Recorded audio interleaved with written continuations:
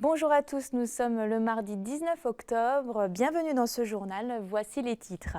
Le secteur du médico-social est en crise et il appelle à l'aide. Et c'est ce que nous verrons dans notre série cette semaine. Certaines structures n'ont plus assez de personnel pour assurer l'accueil des personnes en situation de handicap. Reportage à suivre dans ce journal. Et puis nous parlerons innovation. À Aix-les-Bains, une vague artificielle devrait bientôt voir le jour au bord de la plage Aqualac, un système qui devrait allier technologie et respect de la biodiversité, nous le verrons.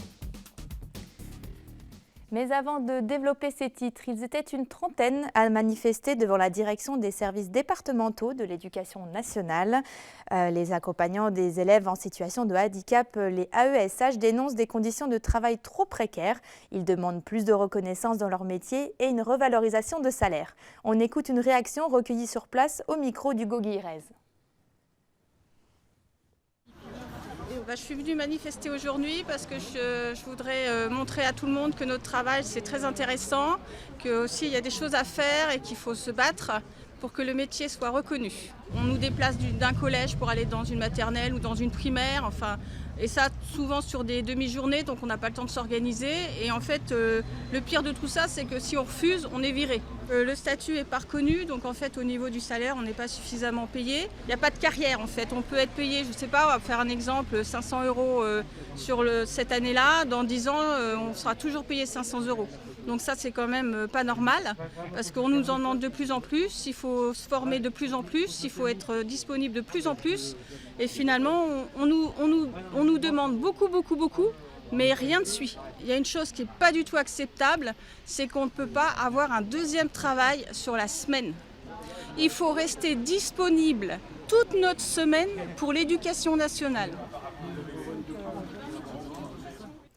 Et nous avions déjà eu l'occasion d'en parler dans nos éditions. Le secteur du médico-social est en pleine crise et Sébastien Germain a décidé d'y consacrer sa série de la semaine. Fragilisé par un manque de moyens, de plus en plus de structures se voient obligées de renvoyer leurs résidents handicapés dans leur famille. C'est le cas au foyer médicalisé L'Éridan à Héry-sur-Alby. Il voit son personnel se réduire comme peau de chagrin ces dernières semaines. Résultat, une dizaine de résidents ont dû quitter les lieux et pour la plupart, ils se sont retournés chez leurs parents. Reportage. Le foyer d'accueil médicalisé L'Éridan à Héry-sur-Alby.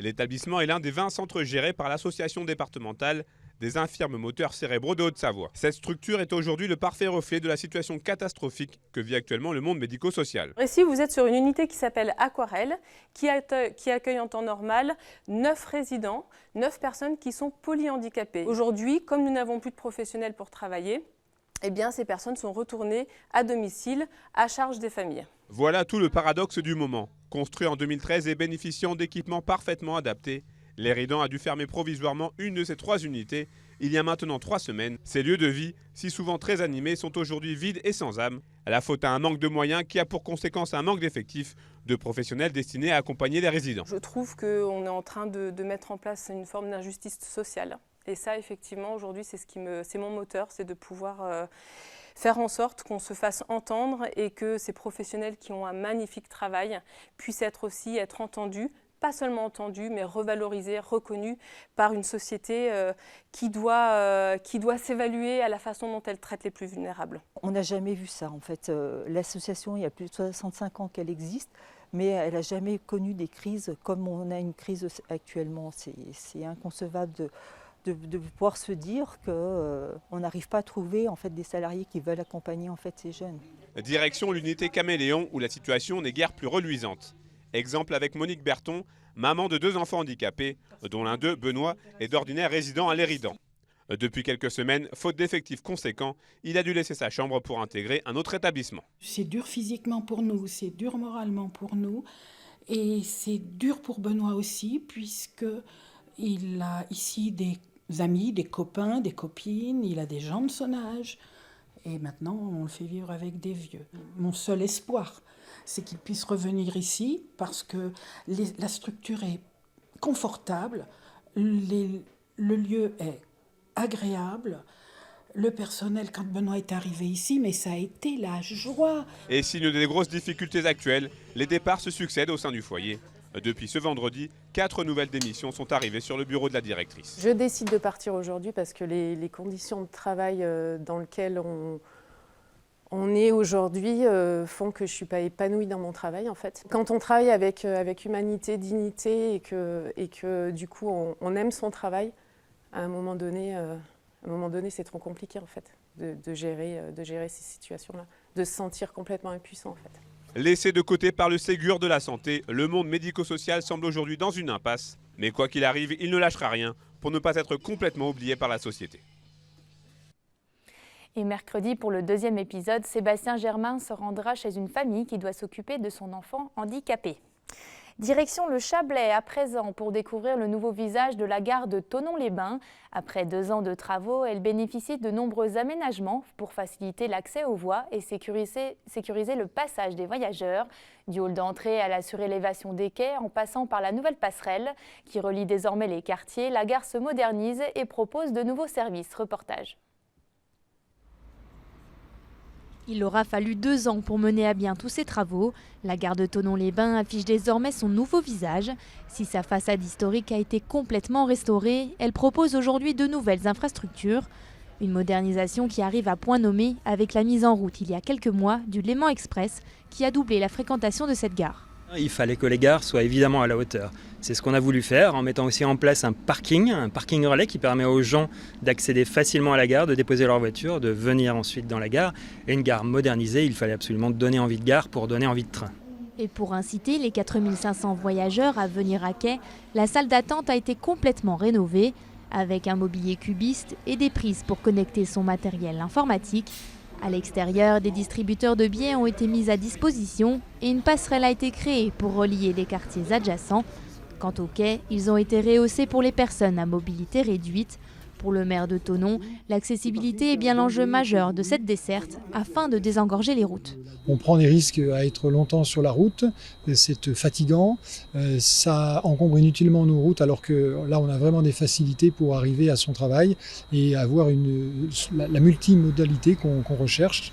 Le train, on peut y accéder en bus, on peut y arriver en voiture, se garer, on peut y accéder par des modes doux. Pour autant, la phase de travaux n'est pas totalement terminée. Si l'aile ouest affiche déjà une nouvelle épicerie de proximité, l'aile est accueillera bientôt la maison de la mobilité et un service de conciergerie. Il devrait ouvrir d'ici le 2e trimestre 2022. Restons au bord du Léman pour dresser le bilan sur la dernière saison de pêche. Elle est en hausse. En 2020, 542 tonnes de poissons ont été capturées dans le lac Léman. C'est environ 3% de plus qu'en 2019. Cette légère augmentation intervient après 6 années de baisse consécutive des captures. Parmi les espèces principalement pêchées, la perche avec 253 tonnes et le corégone, connu sous le nom du ferrat. 203 tonnes ont été prélevées cette année, soit presque le double par rapport à 2019. Les captures diminuent par contre en ce qui concerne le brochet et l'omble chevalier. Un autre chiffre à vous donner, 6 400 permis de pêche ont été délivrés aux Suisses et aux Français. Du lac à l'assiette, passons désormais au plat de résistance. À présent, mon invité de ce soir est un fin gourmet et passionné de gastronomie. Il a lancé son propre magazine il y a presque 10 ans à Chambéry. Aujourd'hui, il le décline sous forme de webzine et même d'une web TV du nom d'Exquis TV. Pour en parler ce soir, son rédacteur en chef et directeur de la publication, Jérôme Burdet, est en ligne avec nous. Bonsoir Jérôme Burdet. Bonsoir Marine. Vous venez de vous lancer sur un format vidéo avec Exquis TV. C'est un projet que vous attendiez de réaliser depuis longtemps. Oui, en fait, l'aventure Exquis a commencé maintenant en 2012. On a lancé ce magazine au format papier sur le territoire de l'Isère et des Deux-Savoies donc en 2012. On en a sorti 7 exemplaires. En 2015, on s'est digitalisé en passant donc sur l'adresse www.magazine-exquis.com. Et là, donc tout récemment, depuis une petite dizaine de jours, on a lancé une chaîne télé SVOD sur exquistv.fr, donc en se positionnant comme la chaîne du bien manger et du bien boire en France. Alors, est-ce qu'on est dans la même veine que votre webzine? Que peut-on visionner sur cette chaîne? Alors, on retrouve toute une série de contenus divers et variés sur la thématique du bien manger et du bien boire en France. Notre volonté, c'est de valoriser les producteurs, les artisans des métiers, les bouches, les chefs, les vignerons, les produits, les spécialités, les terroirs et les filières qui font tout le goût de la France. Et donc sur cette chaîne, on retrouve aussi bien des documentaires, des reportages, des longs métrages, des recettes.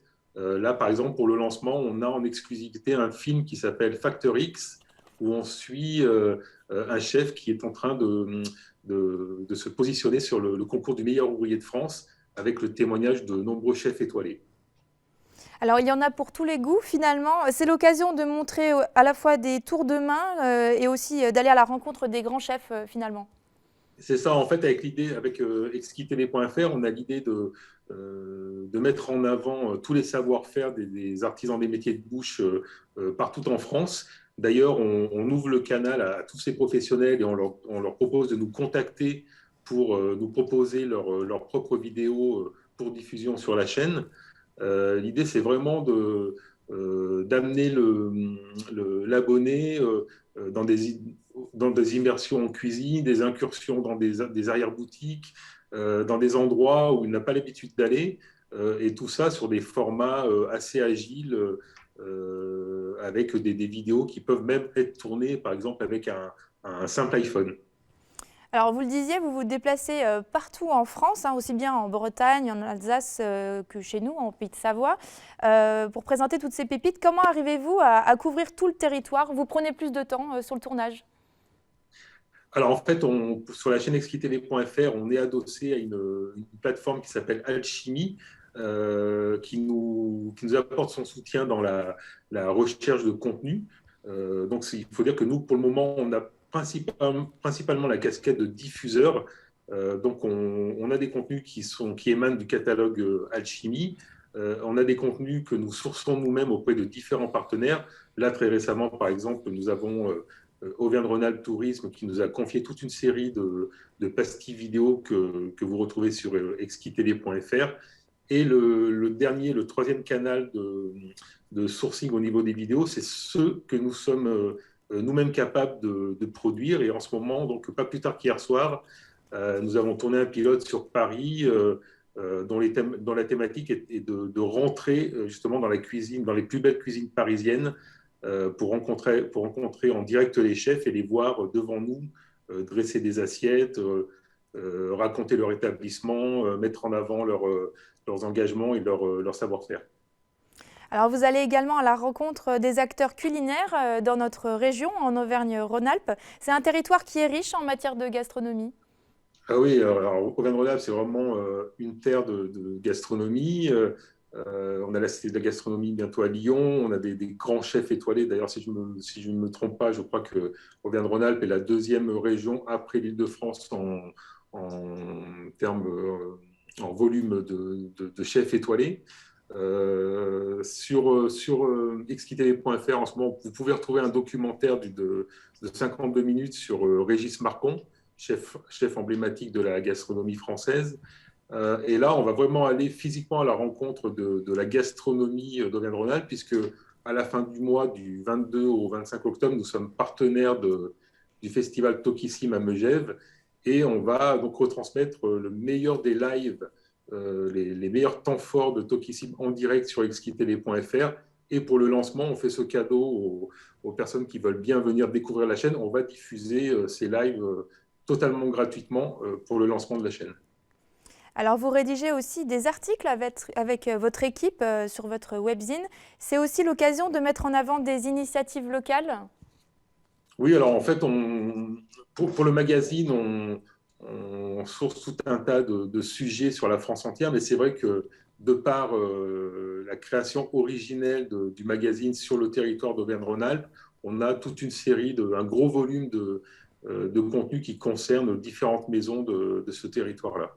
Laquelle vous a particulièrement touché ou retenu votre attention? Alors très récemment, là, il y a une quinzaine de jours, on a passé 2 jours en compagnie du chef Éric Prowalski, le restaurant La Rotonde, une étoile Michelin, l'hôtel Les 13 Hommes à Annecy. C'est vrai que c'est un établissement de cœur qu'on suit depuis pas mal de temps. En fait, on passe beaucoup de temps autour du lac d'Annecy, avec Laurent Petit, le Clos d'Essence, Jean Sulpice. Et puis, on va aussi en station où on a une seconde maison de cœur pour ne pas la citer, c'est La Bouite, donc où on retrouve le duo père et fils René et Maxime Meyer, chez lesquels c'est toujours un plaisir de passer quelques moments. Alors, votre site est également collaboratif. Tout le monde peut mettre la main à la pâte. On n'est pas obligé d'être cuisinier, professionnel pour y contribuer. Non, alors en fait, que ce soit sur le magazine digital ou sur la chaîne exquitv.fr, l'objectif, c'est vraiment de donner rendez-vous à tous les gourmands, de fédérer tout l'écosystème des professionnels, des artisans des métiers de bouche, chefs, vignerons, et vraiment de créer une émulation pour donner envie, pour répondre aux envies de toutes les personnes qui savent bien se tenir à table.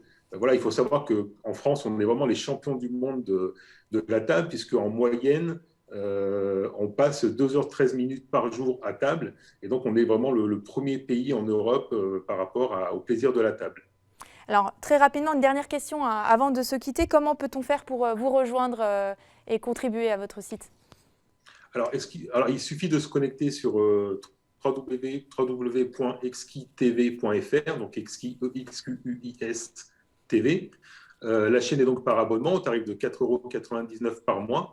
Mais bon, pour la phase de lancement et pour faire un cadeau à tous vos téléspectateurs, je peux vous proposer aujourd'hui le code promo GFAIM, donc JAIFAIM, pour pouvoir bénéficier de l'abonnement annuel à moitié prix, soit 29 € l'année pour pouvoir profiter de tous les contenus d'Exquis TV sans limite.